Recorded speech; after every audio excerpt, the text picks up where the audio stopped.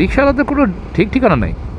যখন যেখানে মনে হলো আমরা রাস্তার রাজা, আমি চালাচ্ছি রয়্যাল এনফিল্ড রিক্সা, আমার রিক্সাকে আমি যেদিকে ঘুরাবো, যা করব, বাকি সব গাড়িকে মেনে নিতে হবে।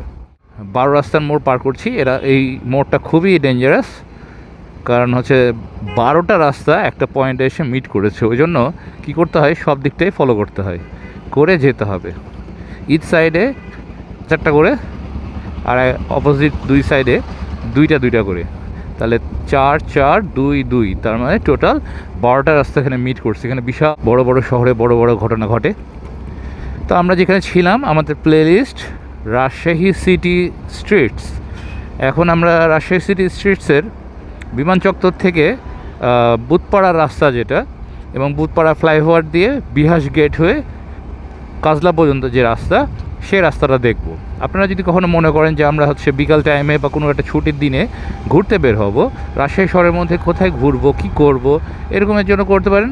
জাস্ট 1 ঘন্টার জন্য একটা যদি রিক্সা রিজার্ভ করেন, বা যদি হচ্ছে গাড়ি থাকে আপনাদের, তাহলে তো খুবই ভালো।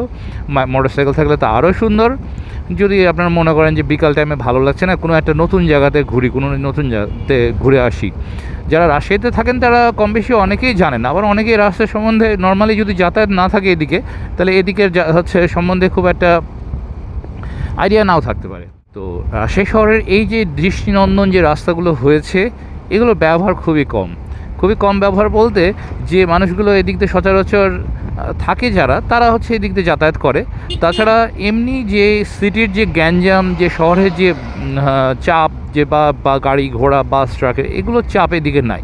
এটা শহরের মধ্যেও গ্রাম বলা যেতে পারে। তবে একসময় এই সাইডে যে জমিগুলো দেখতে পাচ্ছেন, বা ওই সাইডে যে জমিগুলো দেখতে পাচ্ছেন, এগুলো একসময় মানে পানির দরে বিক্রি হতো, বিঘাতে বিক্রি হতো।